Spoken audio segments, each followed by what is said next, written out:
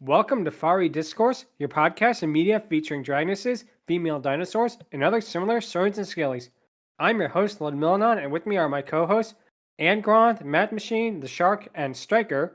Today is our 104th episode, and we're discussing the 2002 Henry's World episode, Doris's Day. So, let's get things started.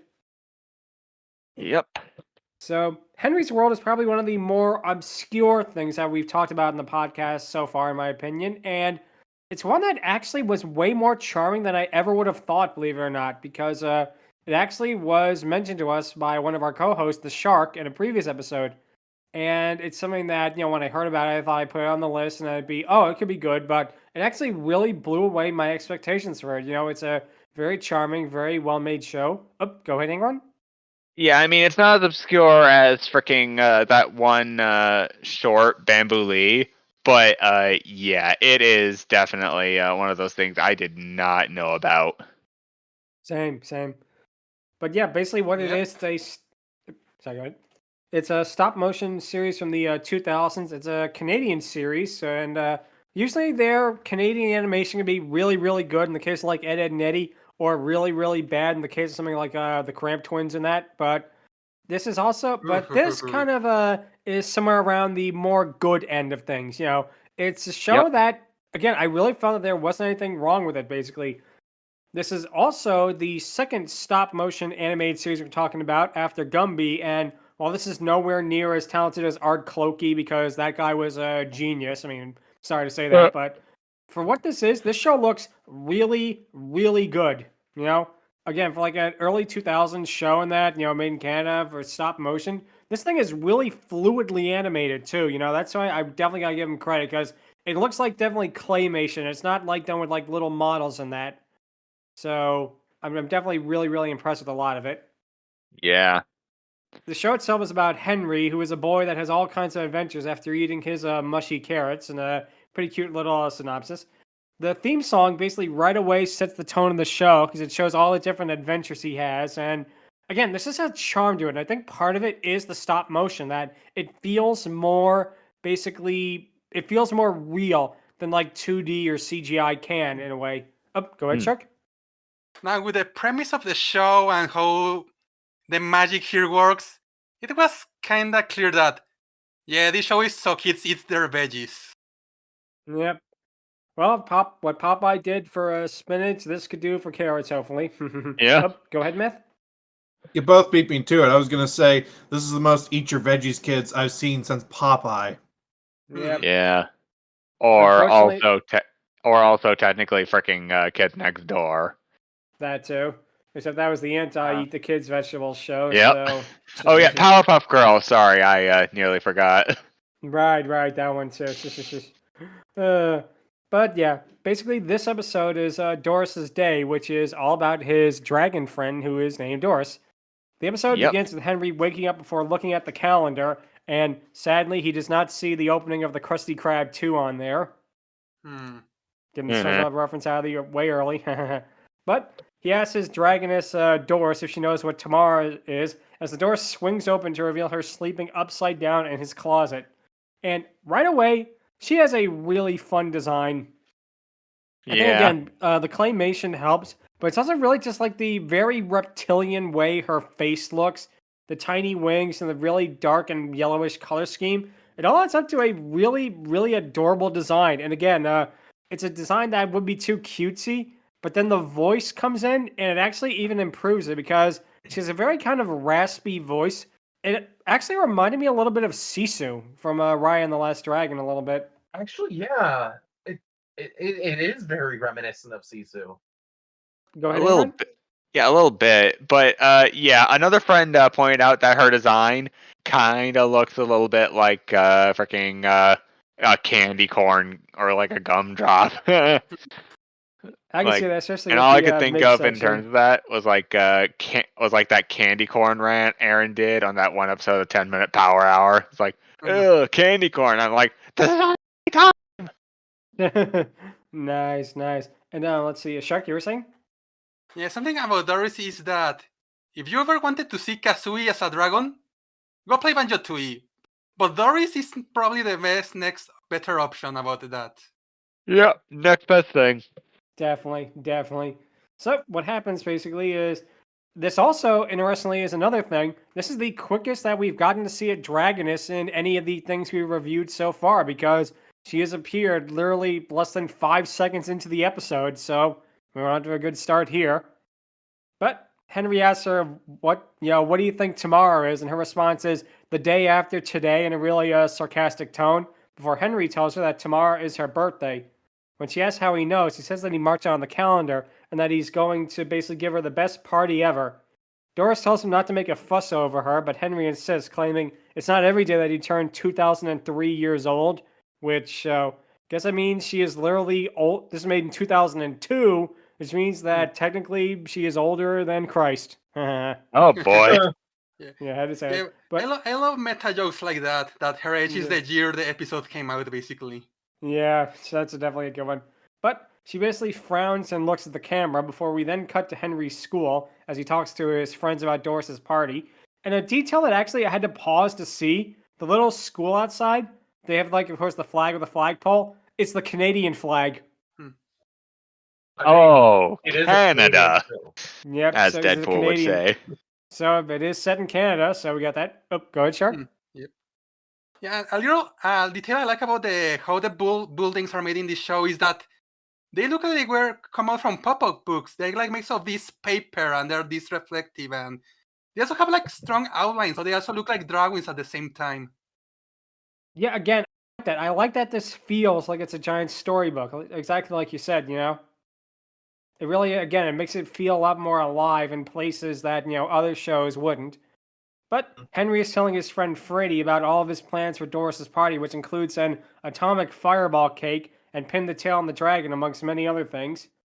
Now, Freddy's voice actress is interesting because she's voiced by Tracy Moore, who is probably best remembered for voicing Princess Toadstool in the Deke Mario cartoons. Oh, Eek. yes. That is Yep. very interesting. Yep. Unfortunately, even though, they're best friends in that, Toad is not with them. What a missed Yeah. opportunity there. We could have had Toad show up with them. But, oh well. But Freddy basically mentions that Doris said she didn't want a party, but Henry thinks she's just joking. We cut back to Henry's house as his father sees that a baseball smashed through his ice cream truck's windshield.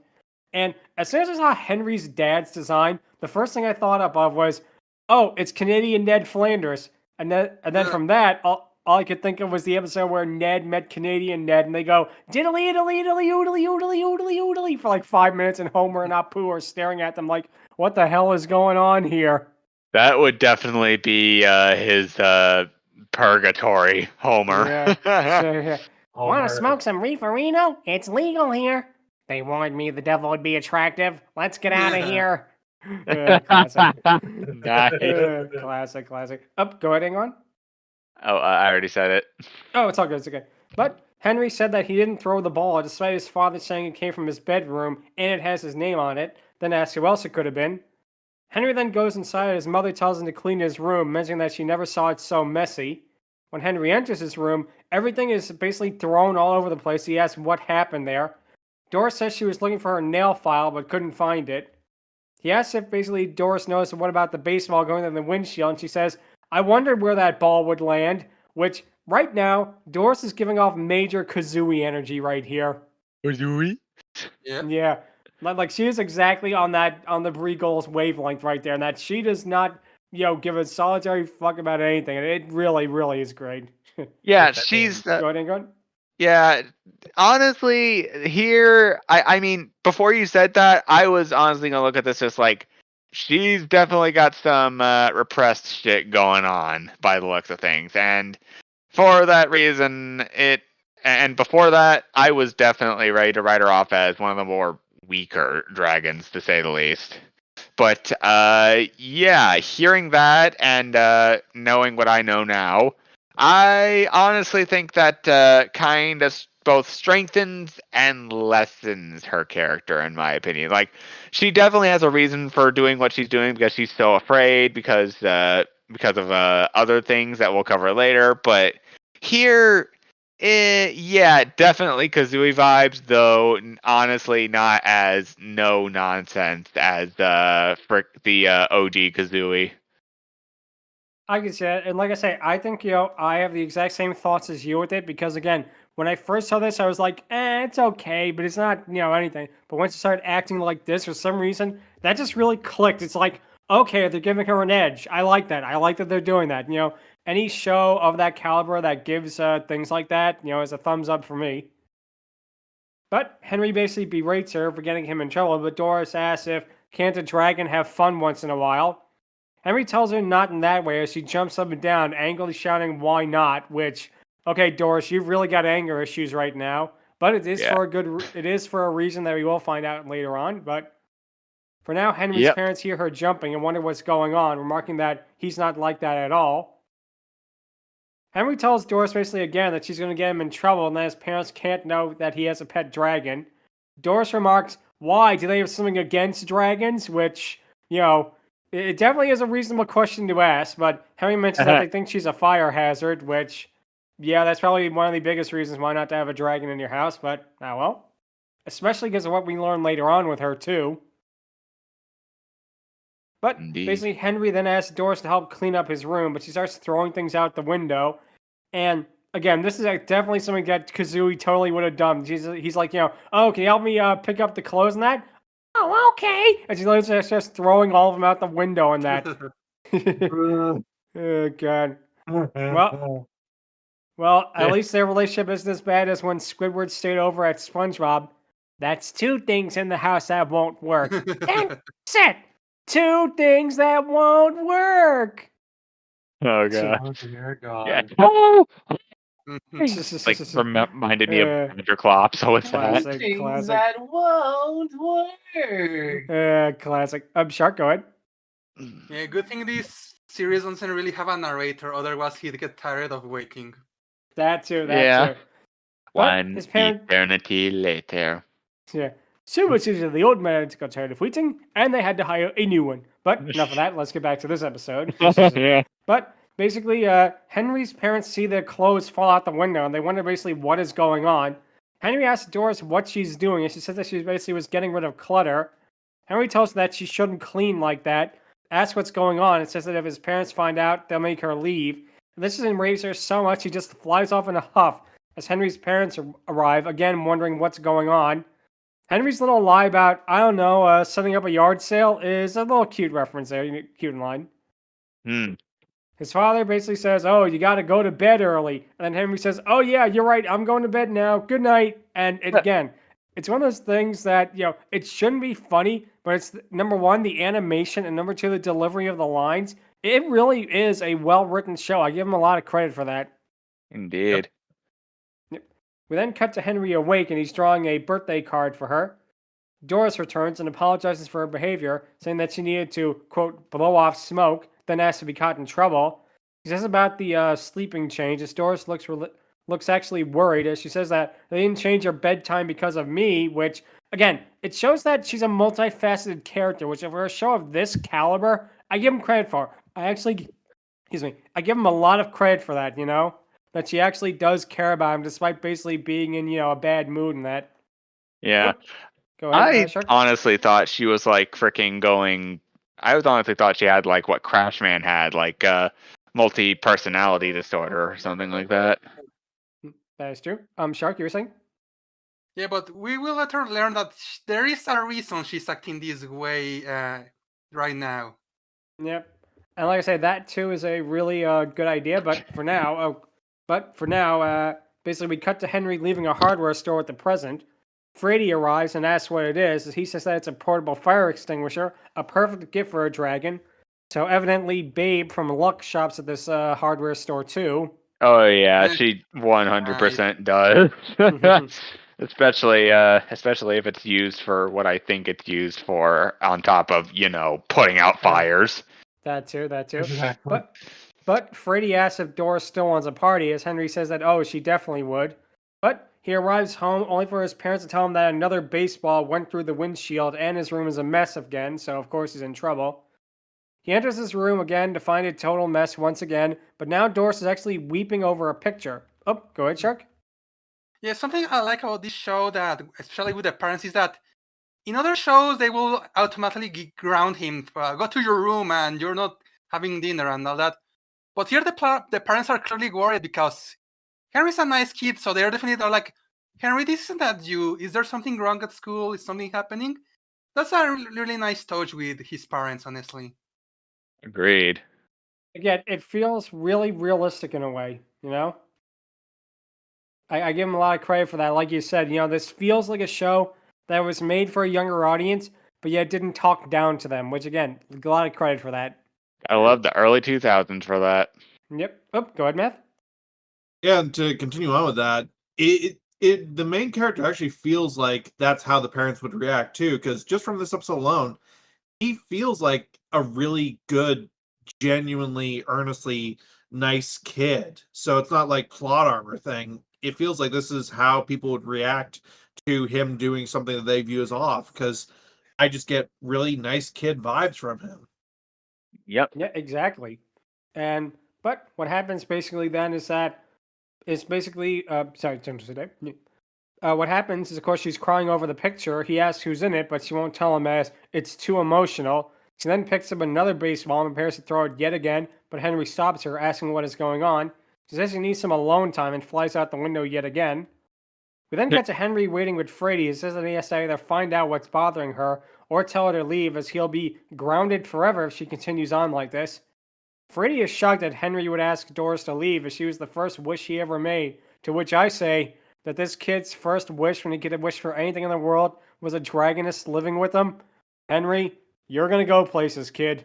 You are base. Yep, that's for sure. Math, go ahead. Who is this kid? Us? Yes. Honestly? That's definitely what we would have wished for too. Let's be real. Yeah, definitely. But what happens basically next is that he says that he knows about that, as Frady says that something must be upsetting Doris, and that friends must stick together even during tough times. Henry picks up the photo frame that she left behind, seeing that it's of her family, and it's here we get the first glimpse of her. And something about Doris's mother, I think it's the pink coloring in the red bow. She reminded me a little bit of Birdo from Mario. As far as you go. Yep. Nice. Maybe we'll find out Doris came from Subcon. I mean, we'll have to see about that. But Henry notes that she never talks about her family, her past, or Dragonville, which is where she came from. Henry mentions that he wishes he can go to where she lives to find out what's going on. But of course, it turns out that it's lunch, as Henry mentions that carrots couldn't come at a better time. He eats the carrots and he wishes that he can go to Dragonville. But Henry didn't need to eat carrots to go there. He could have just found the wishing stone from Dragon Tales and gone there instead. But, Yeah. him do him. Oh, go ahead, Angron. Henry OP, please nerf. That too. When he get It's back too to his... powerful for this world. Definitely. Oh, go ahead, Shark. Yeah, if I remember correctly, they're actually, unlike, let's say, the fairy odd parents, the carrots, there's no limit of what you can wish. It's just that Henry doesn't wish dangerous stuff because he's a nice kid. He's not going to wish for money or anything like that. Yeah. So, Indeed. that means that Henry is smarter than both Timmy Turner and Nobita. Yeah, and to an extent, every other character who has used wishing power, especially Knuckles. Good Yeah. lordy. That too. Go ahead, Angron. Math, sorry. Smarter than Timmy Turner? Wow, such a high bar you've set there. Same with Nobita from Doraemon. Shit. But what happens next, basically, is Henry returns to his room to find his dog is pawing at the door. And what happens there is that it turns out that he opens it to reveal a door that opens out to Dragonville as he and Frady go in. And it's here where we get to the design of Dragonville, which I give them all the props in the world because, as we mentioned earlier, it's supposed to look up like a giant pop-up book. And here, the trees are all oranges and reds. Everything is in that kind of a dragon fire color scheme. And everything looks like it's made of like tails and scales, which, again, for a show like this, that level of production design, really, really give them props for, because they easily could have just done it like a generic forest or like, a generic, house or city or that. But no, they went the extra mile to make Dragonland look completely unique. And to be honest with you, it is more unique looking than the Dragonland from Dragon Tales. I actually have to say that. I mean, To be fair, Dragon Tales in its own right is very much unique with all the fantasy aspects, the Oh, dragons, no. and But all I'm that saying stuff. the overall look of it. Absolutely. But here, like, I actually really like this concept. It does more with less, which, yeah, there's not too much. But what they do with it is pretty amazing. Like, the trees themselves definitely look like ridges of a dragon or, like, the tips of dragon tails, and I absolutely am for that design. Yeah, I could definitely see it. Let's see. Meth, you were going to say? I'm always a huge advocate for stylization in shows, and this, with the way that they went with this, the cardboard cutout style look to it to match with the stop motion claymation characters, looks gorgeous. It is so unique. I've never seen anything that looks like this, and it is very striking and popping. Yeah, eat your heart out, freaking Neverhood, apparently. Yep. Shark, you were going to say? Yeah, everything that has been mentioned about how Dragon Bee looks so unique, so stylized. Keep in mind that, well, you haven't seen the show, but this place only appears once in this episode, so they made an entire creative setting for Dragon Balls for just one episode. And remember, it's claymation, not 2D, so they had to draw it, design it by hand, paint it, and it was gonna show up here and never again. So yep, they went the extra mile. Definitely, and we're glad they did because that's definitely going to affect this score in a good way because, I mean, wow. But they get to Doris's house, which, again, the walls all look like they're made of scales, which, again, really good touch there. He knocks on the door only for it to be Martha and Milton, who are, who's basically is Doris's parents. Martha is, of course, the one that looks like Birdo, and Milton is a green one wearing glasses, and he has a sweater vest that does look a little bit like a Shrek in a way. Don't know if it's intentional or not, considering the one that's made out, but could be. Yep. But then they go into the house where we get, no joke, the best effect of the show. This actually blew my mind. This literally like 1 second clip that I rewound it and watched it in really slow motion to try and make how it was done. Martha breathes fire to like the fireplace, and this looks really good. I mean, it is like almost seamless. How they did it from watching it over and over again, I think they had like a cardboard cutout of like flame coming out of Martha's mouth, which then immediately cuts to 2D animation of the fire in the fireplace, which that is amazing. Like again, I had to slow this down like, to like 0.25% speed to try and catch that, Yeah, that's definitely something which... Yeah. But what happens is Milton and Martha begin to mention various ailments and problems they have. And I like how Henry's response, basically one of the things was saying, "Oh, what do you think we should do about that?" I have no idea. They got a good laugh out of me, again, just because the way it was timed. Yeah. I don't fucking know. We're just a bunch of kids. It's not like we have a director or anything. We're not Hiro Hamada over here. But it turns out that the dragon couple think that they're wizard beauticians, which is a pretty good joke. Go ahead, Shark. Well, to be fair, he could have where the dragons wanted with the carrots. That is also true. Yep. Go ahead, Math. So something I noticed about the designs from these two that sort of reinforce the thing with Doris. Milton is wearing a vest, and he is the only dragon that is wearing a vest or some form of clothing like that. Martha isn't, and Doris isn't. So that leads me to believe that they actually have an understanding of what clothes are, and the women are just choosing not to. So, Shark, if you would, please. Woodruff, he's naked. Exactly. Oh, wow. That is the first time hearing. Perfect. That is the first time hearing your laugh like that. Good lordy, Perfect. that was hilarious. Perfect. But- Oh, wow. Yeah.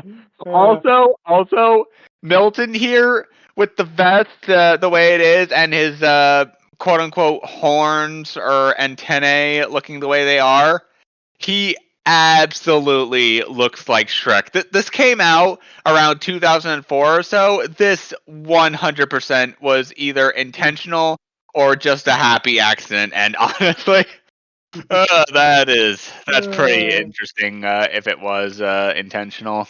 Yeah, Dark. definitely, Yeah. definitely. Yeah, go ahead. And good. Now that you mention it, it's true. Unlike many dragons, they have antenna, something that probably hasn't been seen here since Muffy in the Pink Panther. Yeah, that Indeed. is true. I didn't notice that before now, but you're absolutely right. It's another really neat design change to that. But Henry says that they're friends of Doris, as Milton faints immediately at hearing her name, while Martha asks, "Where is she?" We cut to Doris finally arriving into Henry's room, and she apologizes once again for her behavior. She mentions that she hates birthdays and she has seen her parents for over 1,000 years, lamenting on she humiliated and embarrassed them in that. She thinks Henry is under the covers, but it turns out just to be his dog, as she sees the door to Dragonville and flies in before her parents tell him everything. We cut back to her parents telling to Henry and Freddie about Doris and how she won basically most improved student for her birthday, some kind of award in that. But it turns out that the reason she left Dragonville, there is a reason for that, and it's one that really kind of took me off guard because it turns out she left after accidentally burning down the forest because she got so excited she let out a giant fireball. Her father basically says, "Oh, it was lucky no one was hurt," and we do get a neat little touch where it switches to 2D when we see her burn the forest, which, again, mixing media like that is always a plus in my book, but wow, that is definitely not the reason I would have thought for her leaving, Yeah. Also, like, I'm looking at this and I'm just like, where's Smokey the Bear when you need him? And then I just imagine the freaking scene where it's like him coming in. Only you can. Oh no, no. I ain't touching that. Walked out. Nice. That is classic. Okay, so let's see. But, of course, this is exactly when Doris gets into her house, as her parents finish telling her they wanted to tell her it was an accident, but she flew away.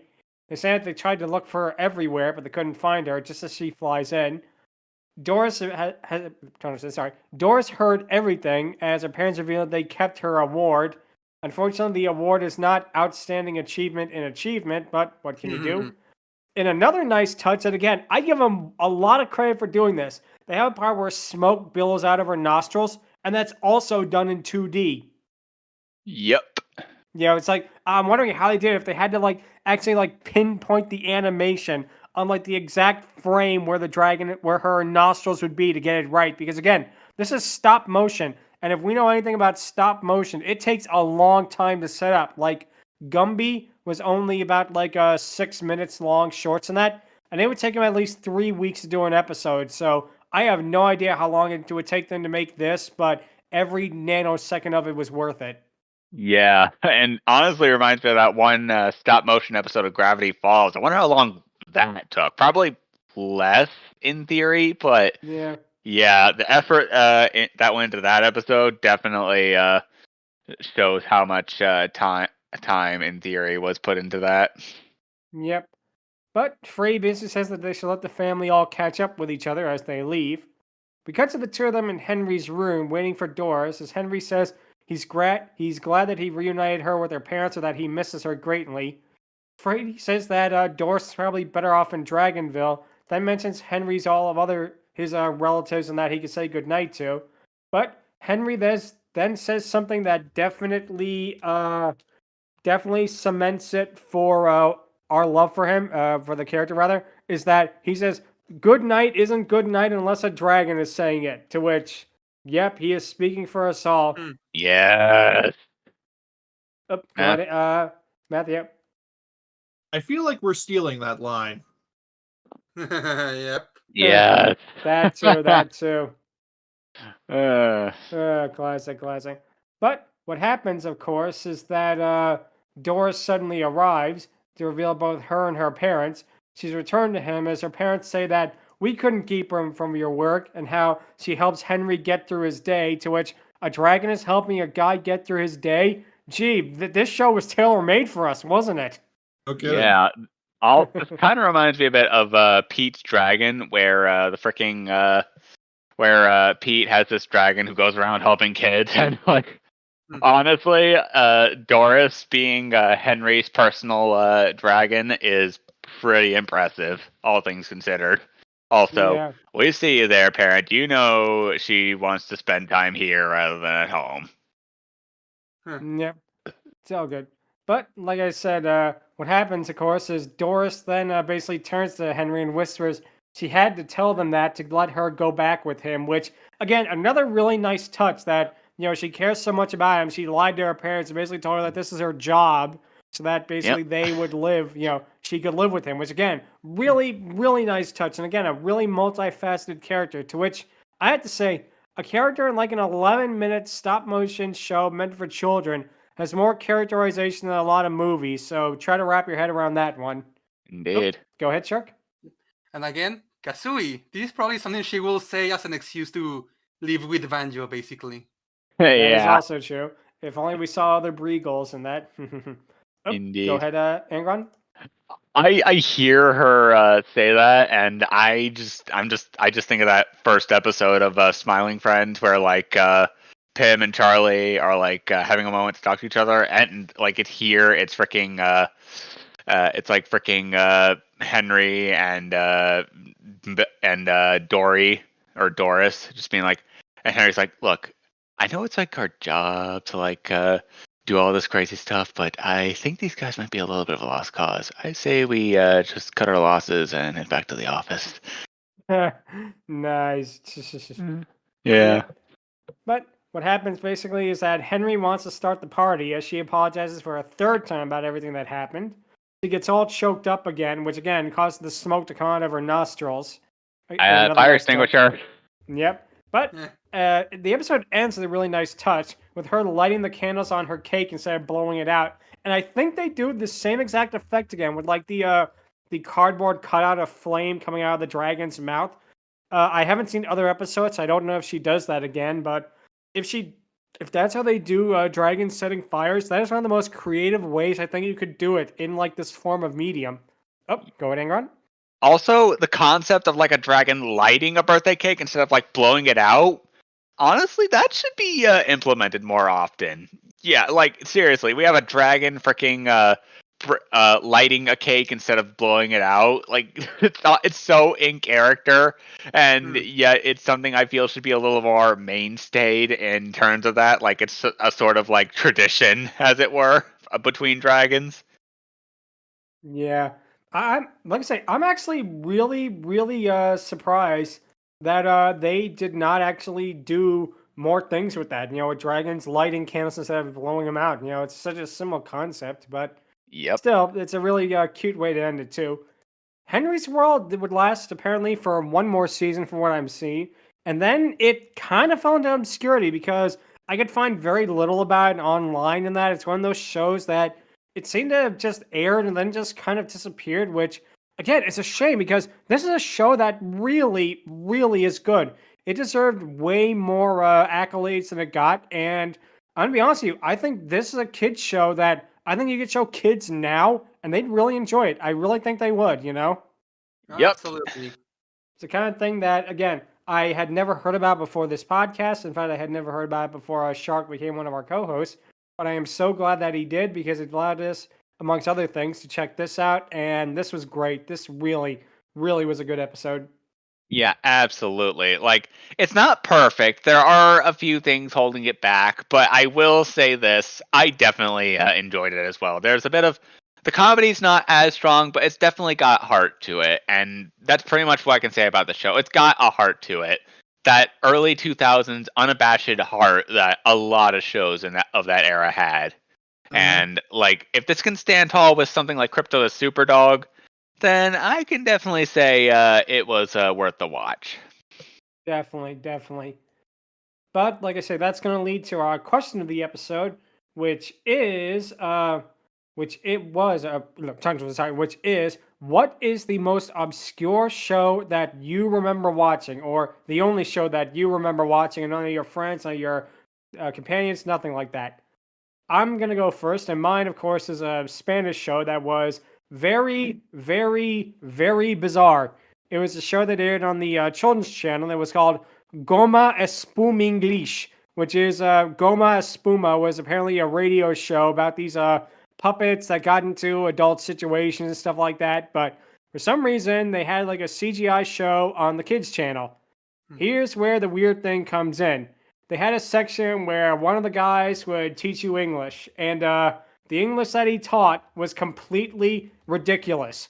For example, he would like, basically translate the words one by one. For example, lunes is Monday, libras is pounds, things like that. And then he would say stuff like, cuando libras, when do you pounds? Yo libro los lunes, I book on Monday. Things like that. And I don't know if it was like meant to be satirical or what, but it aired on the children's channel, and it aired like pretty, not late at night or anything like that too. And it's just bizarre. So completely bizarre that this basically troll, almost shit post of a show could air on a children's network and obscenely teach children English that is completely wrong. It's like one of those things that is so surreal. They're actually on YouTube, and it is just weird, The CGI is actually really professionally done, too, which is also surprising. But I'll definitely post a link sometime. But, man, again, that show is one that definitely only I remember. And, man, it is, again, it feels like a troll. Like some things, like they were told, oh, you have to make a kids show for our channel, and you have to have them teach English. It's like malicious compliance. Oh, yeah, we'll teach them English. We're going to teach them English, all right. But, yeah. Man, it is just weird. Oh, go ahead, Angron. Yeah, I hear all that, and it's just absolutely like Spain. What do you think English sounds like? And I'm just like, oh, well, it sounds like this. And just shows an episode of like Goma Spunk English, and it's like, fascinating theory. Completely wrong. Yeah, exactly. And again, it's like these discount Muppet type guys in that, and it really is just weird because this is the children's channel that was owned by the government too, so it was like it had government funding, so that's the even weirder part. I'm the government. I'm the government. I'm the reason nothing works. More accurate in ways than one, but yeah. But no, that's definitely going to be my choice because, again, it's not only a show, of course, that no one outside of Spain would have heard, but it's also a show that even in Spain is really obscure. Like, you look it up and you have a bunch of comments saying stuff like, oh, I remember this show. And it's like, oh, no one ever believed me when I said it was on. It's like, oh, this is like the first VTuber out there and stuff like that. And it definitely is something that you watch it now and you get the joke, but I have to wonder how many kids didn't get the joke was being put on them, if you catch what I mean. Yep, the joke's on them. Yep, definitely. But that's going to be my pick, Goma Spoon English, which, again, really just bizarre show. Just like one of the most weirdest, I think, television shows, I think, ever. It's that and like that Japanese show that had the mannequins that taught you English and that, Oh my gosh. Between that one, yeah.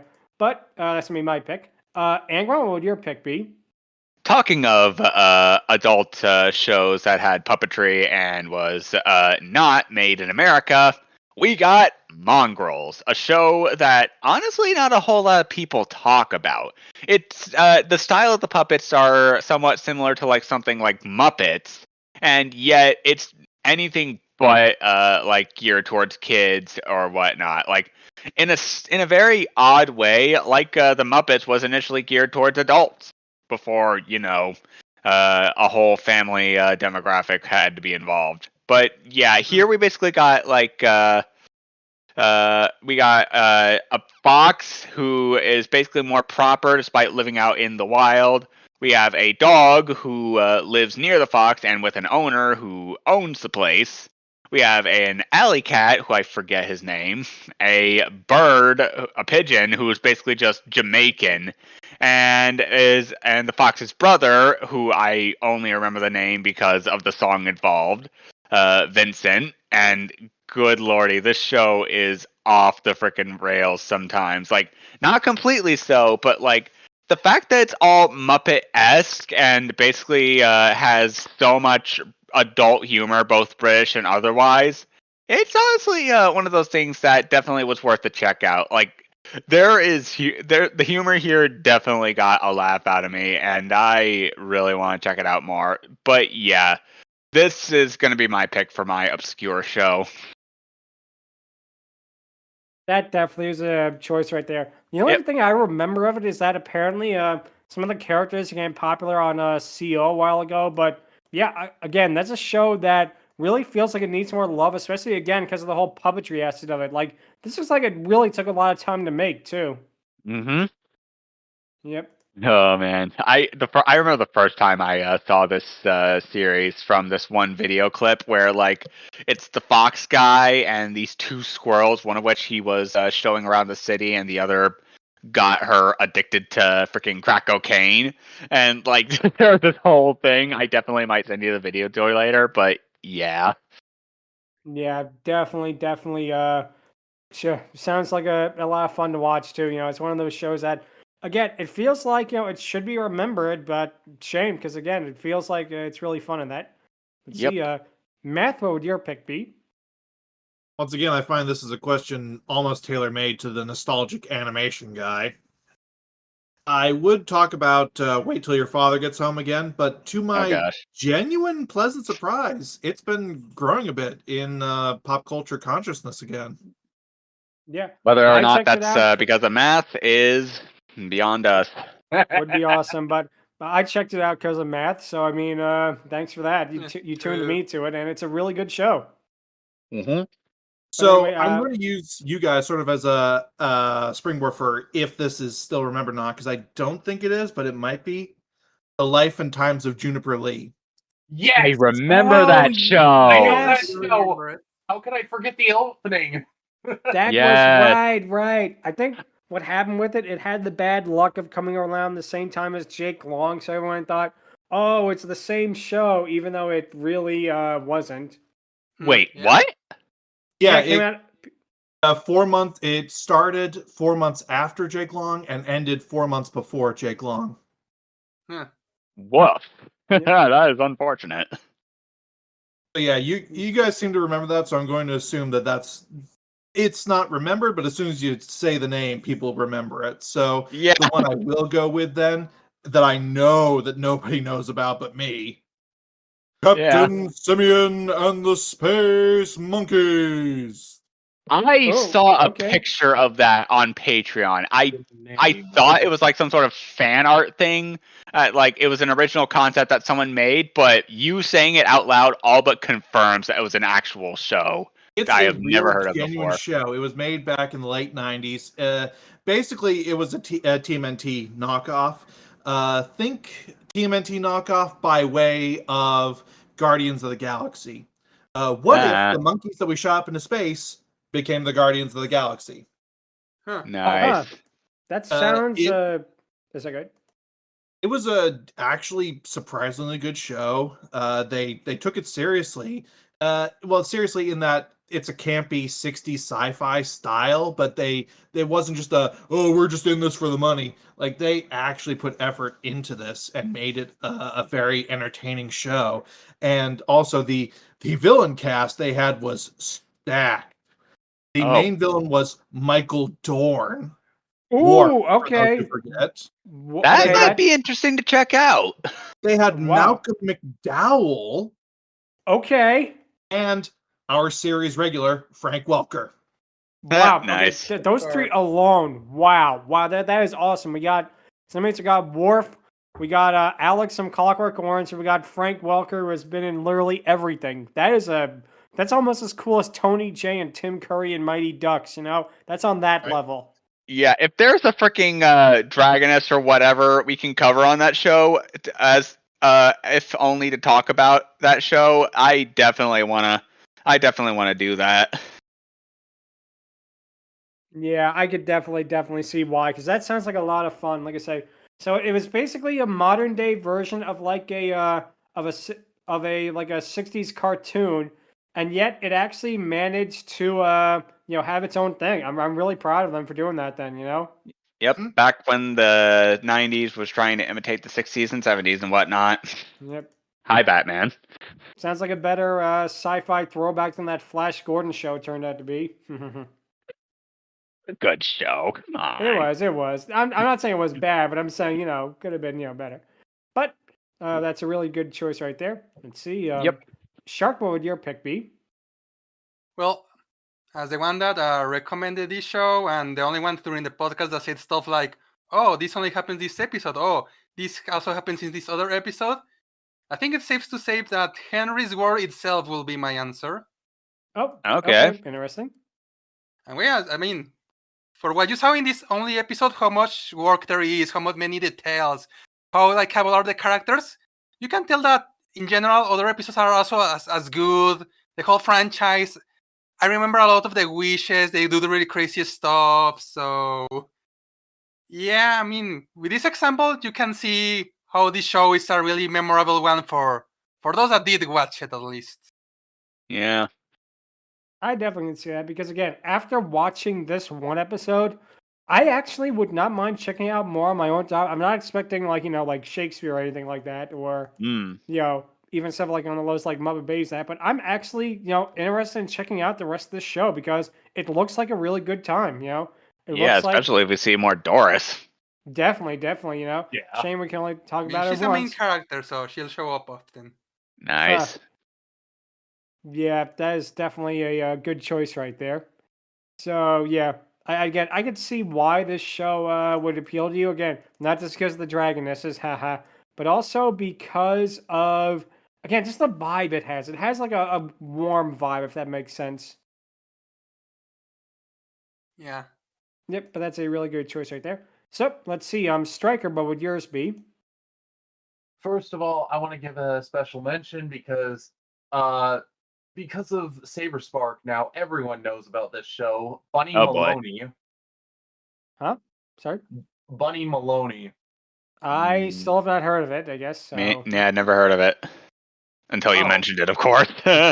Yeah, I have to make it a special mention because this other show I was recently reminded about, and I remember really loving this show when I was a kid. Mm. So yeah, Okay. the show that I'm going to my pick for said show is Zatch Bell. I remember that show. It was definitely bizarre. It was it was one of my favorites, but unfortunately after a while it just left everyone's collective consciousness, and it just disappeared off the face of the earth for a while. Yeah, like Samurai Champloo, except Toonami. Exactly. Well, except in Japan, that is. It's still going strong. Wait, really? Yeah. Wow. There's a sequel. Really? Okay, then. Wow. Well, I remember that show too. I remember it from I think I also remember it, and like I say, it's a show that it feels weird because I know a lot of kids watch it, but it really was not kid friendly at some points. Yeah, No, definitely. Especially the manga, when there was actually some nudity in it. But Yeah. It was Good old it was Japan brief. and their nudity. Yeah, It was definitely. brief, and it was actually kind of silly, to be honest. True, but still, not something that most parents don't want to expose their kids to. Yeah, it was censored in the English dub, thankfully. Yep. So, just one quick question as well. What was that first show you mentioned? Because I have never heard of it. And what is it again? Bunny Baloney. Bunny Maloney, actually. Oh, sorry. It's a French cartoon about a rabbit and his girlfriend. The main character is the titular character Bunny. And Yeah, this is definitely one of those things that is both suggestive and not suggestive. It's basically the list of freaking animated shows. It's a French cartoon, actually. It's French. I could see that from the design, and looking at this picture that Matt showed, it looks really cute. It actually looks really well done. Was it like an adult show or not adult? It was actually a kids show in French. It was even a kids show in America, but because of how many complaints there were from parents, it was pulled from Kabillion On Demand. Oh wow! Boy. Yeah, it was an on-demand show. it was originally supposed to be an adult show that some executive got in their head, oh, this looks like a kid's show, so it's a kid's show. And then they aired it on the kids' network. And Oh, a lot of wow. kids peaked at that age. Wow. Yep, especially with Charlotte, who was purposely made sexy. Yeah, I definitely could see that with the thing because, again, it really, really, wow. I could see why that would be, why it would be controversial in that case. But again, it's kind of a shame because it looks like a lot of fun, you know? And the weirdest part is that this whole show was dubbed in English, but most of the episodes were scrubbed from existence, unfortunately. Huh. Because like they wanted to try to separate themselves from the show as far as possible. I could see. Yeah. Again, that happens quite a lot. It happened, I think, with like Augie and the cockroaches as well, because they had like a poster of like a nude woman in the background or something, and they had to like frantically pull that episode down. It's stuff like that that it really makes you realize like how different countries have like different standards for children's media than the United States does. Oh, Yeah. go ahead, Angron. I did not mean to post that green circle. My bad. It's okay. It's okay. It's all good. It's all good. But yeah, wow. Okay, yeah, that picture. Yeah, I could see why with that kind of picture that this show would get taken off because, well then. Yep, I'm calling it now. That's basically rule 34 that they're on. Yeah, I can definitely see that too. Also, another funny thing. No one knows what Charlotte actually is because in France she's a goat and in America she's a cow. Huh. Egads. She looks more goat-like to me too. That's Yeah, she is 100% a goat. Yeah. She is confirmed to be a goat by the creators, though. Thankfully. So then why'd they change it? That is another unnecessary change. It was unnecessary, but nobody knows. Because because Cabillion wants nothing to do with this show now. Oh, I definitely could see why, especially again because of what you said in the pictures. So, wow. But sounds like it's a lot of fun too. So now it is time for the patent pending Dragoness Scale, where originally I had it where we were just going to rank Doris, but now I think we'll rank Doris and Martha as well. So that'll make it interesting. Yep. Was waiting for someone to do that. Yeah. How do you know that name? Yeah. You swear to me. Oh, wrong one. But anyway, for my ranking, Doris is gonna get, and I can't really even say this, 10. Perfect 10. Damn. I can't see anything wrong with her. Design is great. The little raspy voice is great. They gave her so much character. They gave her, like, again, really cute vibe in that. I really, really liked her. I cannot see a single flaw with her, which is, really something else, Could the design, be a little bit more, appealing? Yes, but at the same time, the stop motion is so charming, and the design, and just like the way when she talks, the way like the snout moves and that, and again, they gave her so much facets of a character for a character that, again, an 11-minute short that for me, who has never seen anything of Henry's World before this show, I got a lot of character out of her in that short amount of time, and I give them all the credit in the world for that. Definitely.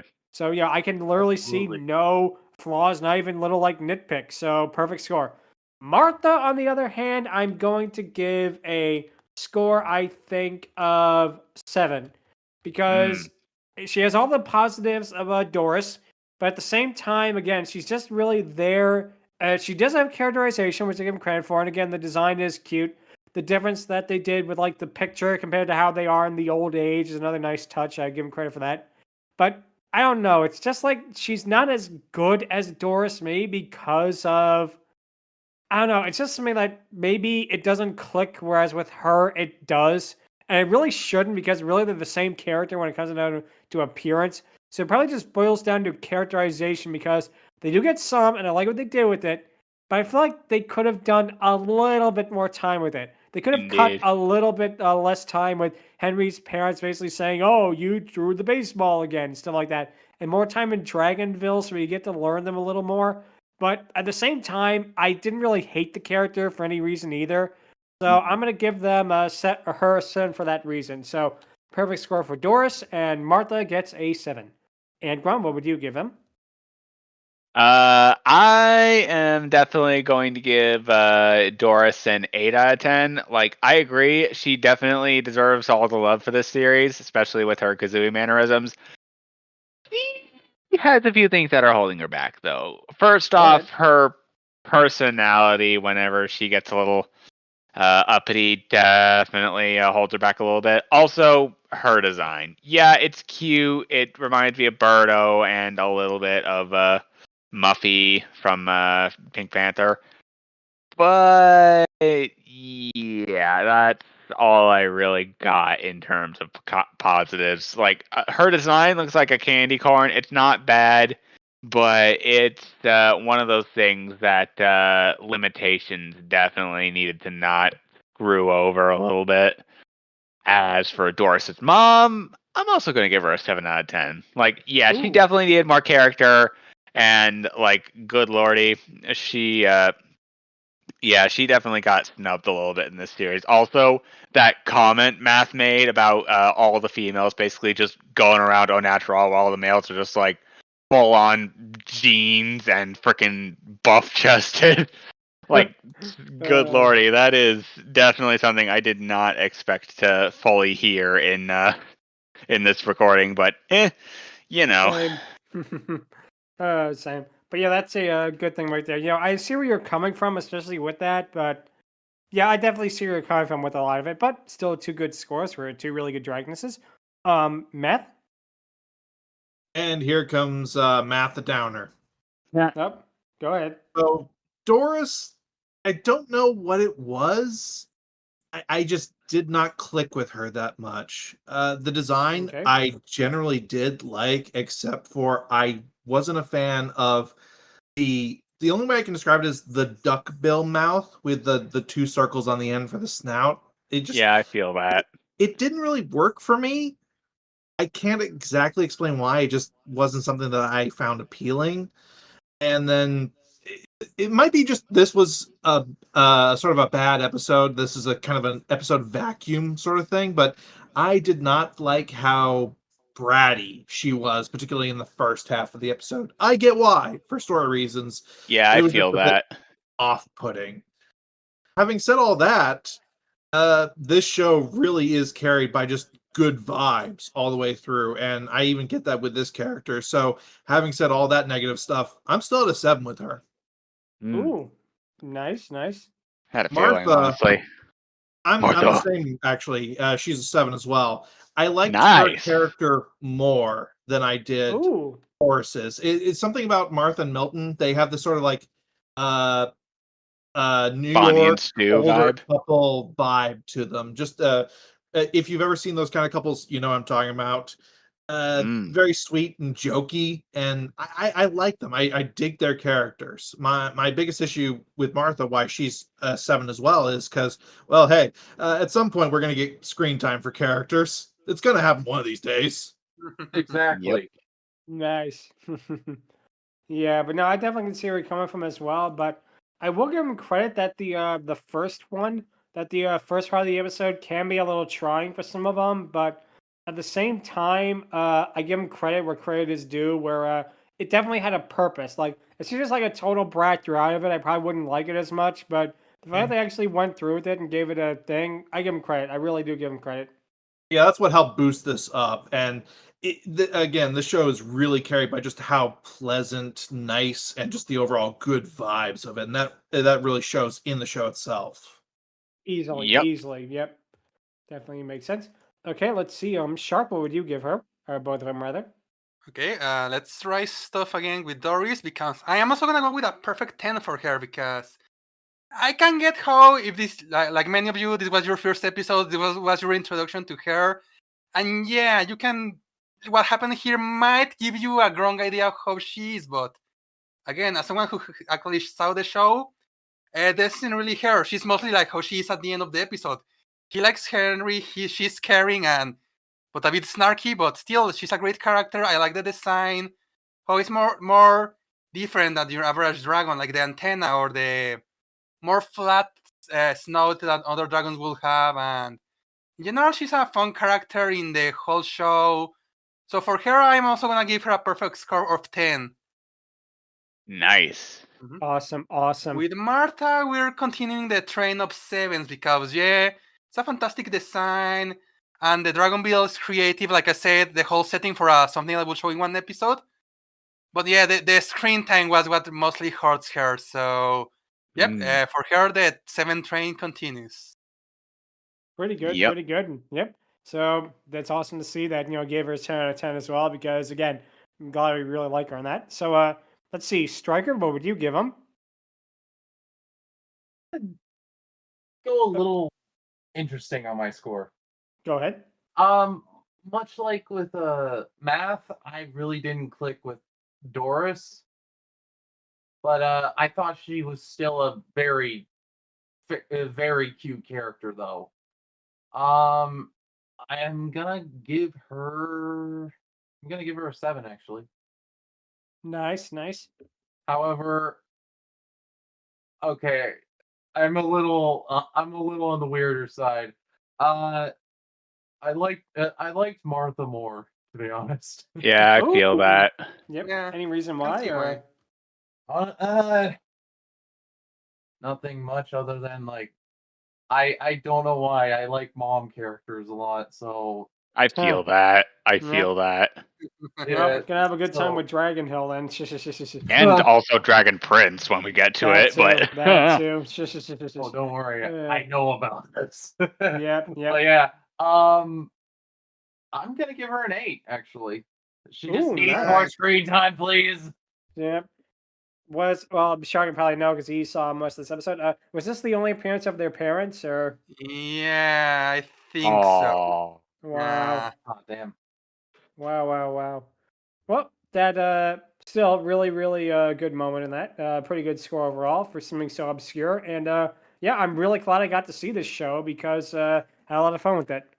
But Yes. that'll be it for this week. If you have any questions, or if you want to tell us what you would do if you had a dragoness living in your closet, yep, I'm sure you can feel free to tell us at Fiery Discourse at outlook.com. Visit us on Twitter at twitter.com/Fiery Discourse. Visit us on Blue Sky at Fiery Discourse.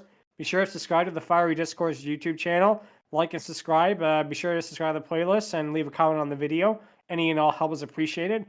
Also, one of our co-hosts, Lucky Evie, is looking to go to the United Kingdom to get in a group home. There'll be a GoFundMe in the description. Any and all help for that will be appreciated as well. Next week, we're going to go a little bit more modern, as we're going to be talking about the 2022 Cars on the Road episode, Dino Park. That is going to be interesting. Yep. Cool. Very Yep. interesting. We're going to have to see if Cow. Yep. We're going to have to see if you need tires, you idiot. Yeah. Yeah, had to mention it. Sorry. Yes. Classic. But that'll be fun for next week. And until then, thank you all so much for watching, and take care. Laters. Cheers. Peace out. Adios. See you all next week.